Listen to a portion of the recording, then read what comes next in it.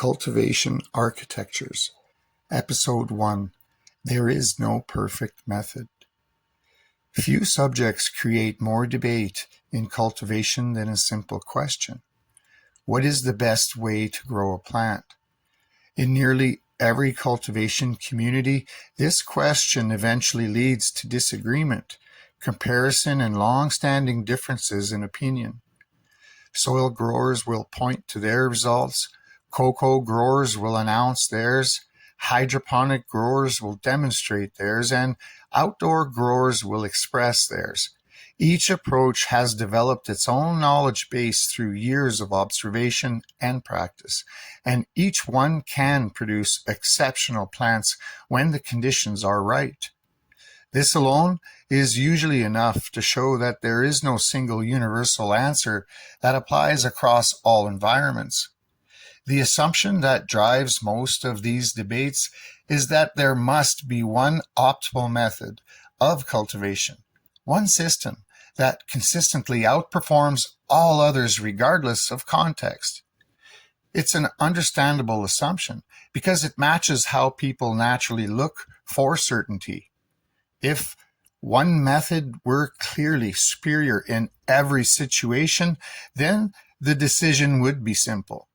Everyone would eventually converge on the same approach. But plant biology does not behave in a way that supports this kind of fixed outcome thinking. It operates within ranges of possibility rather than fixed outcomes, and those ranges shift depending on environment, genetics, system design, and management style. Plants respond to conditions, not systems. A cultivation method is only meaningful because of the conditions it creates. Water availability, oxygen levels in the root zone, nutrient accessibility, light intensity, temperature stability, humidity balance, and microbial activity all interact at the same time to determine how a plant develops. None of these variables exist in isolation, and none of them are interpreted by the plant as separate categories. They combine into a single functional environment, and the plant responds to that environment as a whole rather than to individual inputs. Every cultivation system is essentially a structured way of managing these same biological requirements. Soil-based systems rely heavily on biological buffering, where microbial life, organic matter, and soil chemistry regulate nutrient availability over time. This creates a slower but often more stable environment where changes tend to happen gradually. Hydroponic systems bypass much of that biological mediation and instead deliver nutrients directly in solution, allowing for tighter control and faster response to adjustments. Coco systems sit in between these approaches, offering more precision than soil while still maintaining a physical medium that supports oxygen flow and root development. Outdoor systems rely on natural environmental cycles, while controlled indoor systems attempt to regulate nearly every variable influencing growth. The differences are not in what the plant needs, but in how those needs are delivered, stabilized, and adjusted over time. Where confusion often begins is in treating these systems as if they are competing ideologies, rather than different responses to the same biological constraints. Because in reality, each system amplifies certain advantages while introducing specific limitations. A biologically active soil system may improve strong buffering and resilience against mistakes, but it typically responds more slowly to correction. A hydroponic system may allow for rapid adjustment and aggressive growth potentials, but it is more sensitive to disruption when conditions fall outside of optimal ranges. Coco systems offer a balance of control and oxygen availability, but require more active management to maintain stability. You see, these differences are not strengths or weaknesses in absolute terms. They are trade-offs created by design, and those trade-offs become more or less important depending on the context they are used in. Once this is understood, cultivation stops being about choosing a superior method and becomes about matching systems to context, environmental conditions, available resources, cultivator experience, production goals, and even personal workflow all influence which architecture will perform most effectively for you in a given situation.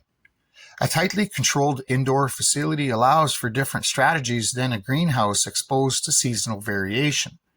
A commercial operation focused on consistency and scale approaches cultivation differently than a small-scale grow focused on expression, experimentation, or craft-level refinements. The plant remains biologically consistent across all of these scenarios, but the environment shaping its development changes significantly, and that shift changes what optimal actually means. Genetics adds another layer to this relationship that is often underestimated.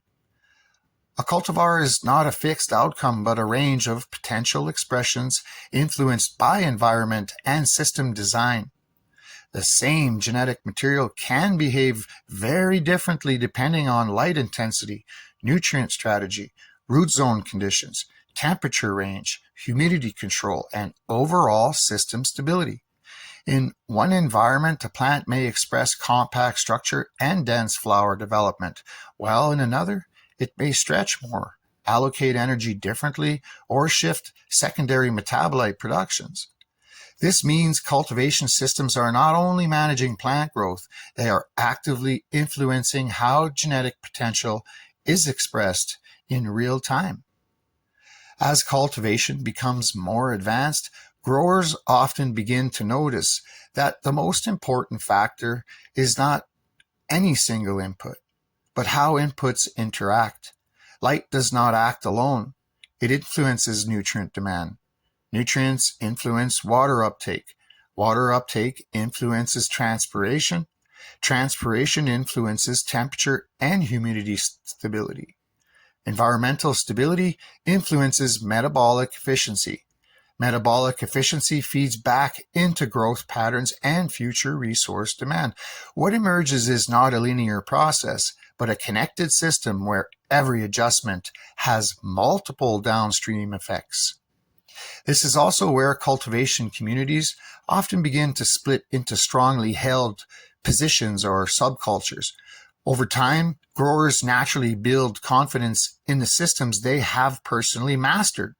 A grower who has spent years refining living soil techniques has seen that system succeed repeatedly under their conditions. A hydroponic grower has likely witnessed rapid growth rates and high levels of control that reinforce their approach. A coco grower may have developed a workflow that balances efficiency and flexibility in a way that feels optimal for their environment. These experiences are valid, but they are also context specific. The conclusions drawn from them are shaped by the conditions under which they were formed. When those conclusions are generalized beyond their original context, disagreements begin to form. Not because one perspective is correct and another is incorrect, but because each perspective is rooted in a different set of environmental conditions, constraints, and learned experiences. What worked in one system becomes presented as what should work in all systems, and this is where the gap between observation and universality begins to appear. Over time, this also reveals something deeper about cultivation culture itself. Many of the strongest debates are not purely technical. They are tied to identity, experience, and investment. The system a grower uses is often the system they learned on, improved through, and relied on for success.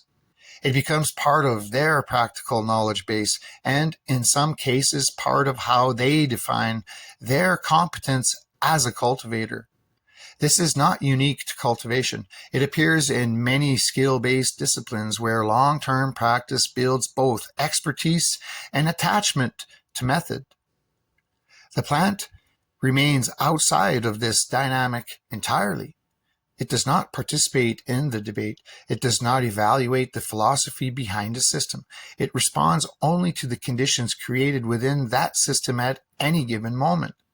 This is why cultivation begins to shift in meaning as understanding deepens. Early stages often focus on learning techniques and following structured guidance. Later stages begin to focus more on interpretation. Instead of asking what should be done, the focus shifts towards what is happening inside the system right now. Leaf posture, growth rate, color stability, internodal spacing, root behavior, and recovery speed become indicators rather than outcomes. The grower starts working with feedback loops instead of fixed instructions. At this point, cultivation stops being a search for the perfect method and becomes a process of managing relationships between variables. Every system is a collection of interactions. Every interaction influences multiple outcomes, and every outcome feeds back into future decisions. What matters is not whether a method is universally correct, but whether it maintains balance within the conditions it is operating in. Even the idea of best practice becomes more conditional. A practice that improves performance in one system may create unnecessary complexity or instability in another. A highly aggressive nutrient strategy may perform well in a hydroponic environment, but create imbalance in a biologically active medium. A low intervention approach may work well in living soil, but fail to respond quickly enough in a high intensity controlled environment. The effectiveness of any practice is always tied to the architecture it is applied within. As this perspective develops, the role of the cultivator also changes. Instead of acting as someone applying fixed rules, the cultivator becomes someone managing a dynamic system.